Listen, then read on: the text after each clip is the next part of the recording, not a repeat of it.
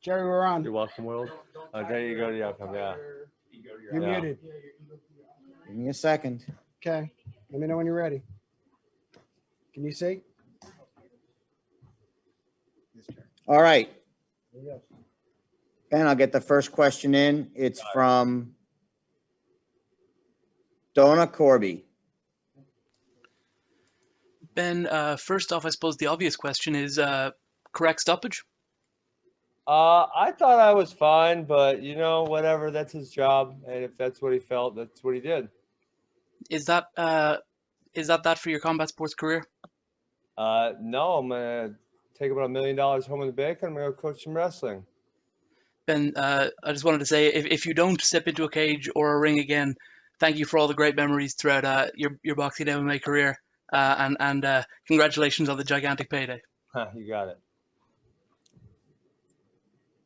All right. Next up is Euro Under King.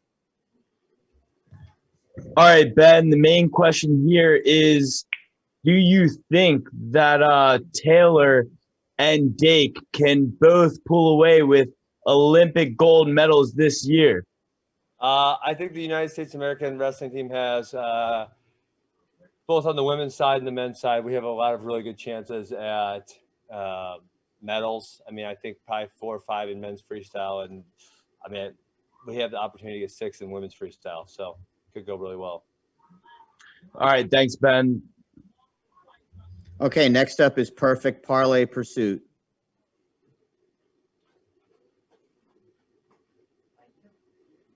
I can't. He's not in volume. All right, next up is Joe Lee. No, I'm here. Sorry. Ben, just wanted to ask real quick, what do you think about Cardano, specifically Charles Hoskinson? I can't tell you anything about Charles Hoskinson. I can tell you Cardano's done really well by me because I bought it at 8 cents. And I don't know which smart contract platform is going to win out, but I think Cardano's doing a good job. Okay, next up is Joe Lee. Hi, Ben. In comparison to an MMA fight, I just wanted to know where your nerves were at going into the fight tonight. I wasn't nervous at all because, at the end of the day, my life doesn't change one way or the other, In MMA, I was always pursuing or defending a world title, really. And, today I was doing a fun boxing match. And if it turned out great, then great. And if it turned out shit, then my life is the same. So there were really no nerves whatsoever. And just quickly, was it true about 6ix9ine asking to walk you out tonight? That is true. And Tyron and then 2 people after him said, no way, Jose. Okay. Commiserations, and hopefully we'll see you back again soon. I will not be back again. She'll come to wrestling. In any sort of cage. I will not be in any sort of cage. All right, next up is Jeremy York.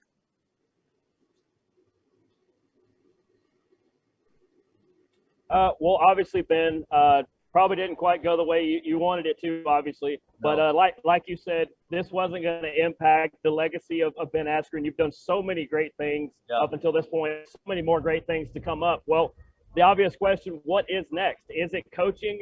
You just said maybe not in a fight capacity. Is it coaching now? Yeah, I'm just going to continue with my life as it was, podcasting and coaching, and that's kind of what I told you guys all I was going to do. I mean, it is unfortunate. I really did think I could do better. It's, that was not fun.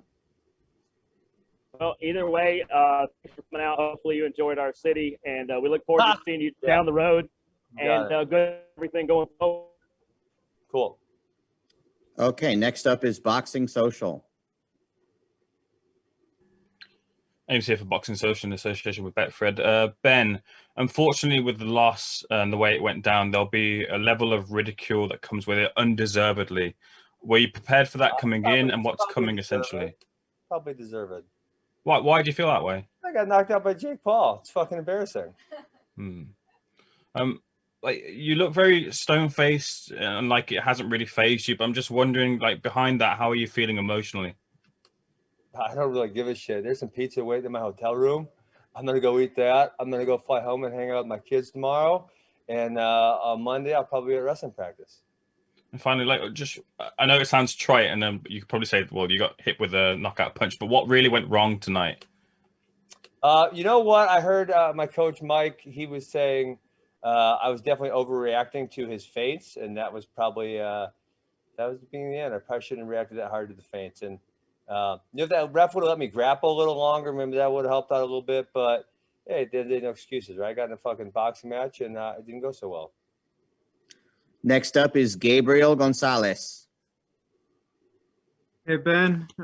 First off, just can you explain that moment, you get up from the knockdown? What exactly did you say to the ref? What did he say to you? Because we're all seeing and we're like, what the heck was that? Can you tell us what exactly happened? Fine. I said, I'm fine. And he said, no, you're not. I said, no, I am. And he said, no, you're not. And then he stopped it. And then, he's in charge. And so I can't really debate him that much. Compared to other hits you've taken, the Robbie fight, Robbie Lawler, anything else? More hurt, less hurt? What was it? I don't really feel any pain, but I guess it caused me to fall down. So that's not good. Okay, next up is Daniel Bittman. Hey, Ben. We all know two things. One, you're a world-class athlete. And number two, we know that you've had to answer pretty much the same question every time and that you're going to do the same thing, win or lose. Do you think that calm nature had anything to do with the loss tonight, not bringing enough adrenaline into it? No, I fought as hard as I could. I trained as hard as I could, right? Given the fact that I was sitting on the couch for 16 months, they said, let's fight. I said, okay. I started training right away. Given the amount of time, I got into as good a shape as possible. And I took it seriously. I was very disciplined in my training. So I don't really, I have no excuses, right? And like I said, I was very comfortable going in there. I don't know. I just got hit with a hard punch, I guess. Absolutely. Thank you, Ben, for a great career. Yep. Appreciate it. Next up is Hans Feistode. Hey, Ben. So, I really wanted to know, obviously since you just lost, do you kind of respect him now? No, skill set? I don't. No, I don't. Because I want to see him get in the fight, and I'm sorry I let you down. I didn't get to get in the fight with him. He hit me early. As I said, that's when you respect someone, is when you see what they're made of. And, I was hoping that you guys would get to see that tonight, and I let a lot of people down because they didn't get to see that. Well, that kind of follows me up to my next question. Do you feel like you let the MMA community down? Because, it was a boxing ring, and I guess technically you did say that I didn't let the MMA community down. I let the world down. People fucking hate Jake Paul, and they wanted to see me make him miserable, and I didn't do that. So I didn't let the MMA community down. I let the world down. And if I could just ask you this one last thing, obviously you were in MMA. If there's one person from MMA kind of around his weight class, who was that guy that you would kind of nominate? Tyron Woodley? I would love Tyron to whoop him up. Tyron wants to fight Oscar De La Hoya, but I would love for Tyron to fight Jake Paul. He's a significantly better boxer than I am. So, that would be my guy. Gotcha. Thank you, man. Really appreciate it. Got it. And next is Paul Gant, Go For It Radio. Ben, how are you, sir? Good. So what do you see in terms of Jake Paul and his future in boxing? Do you think there is a future? I don't give a shit about Jake Paul. Next question. Have a nice night. You got it. Ben, thank you. Yep. Have a good day. Peace.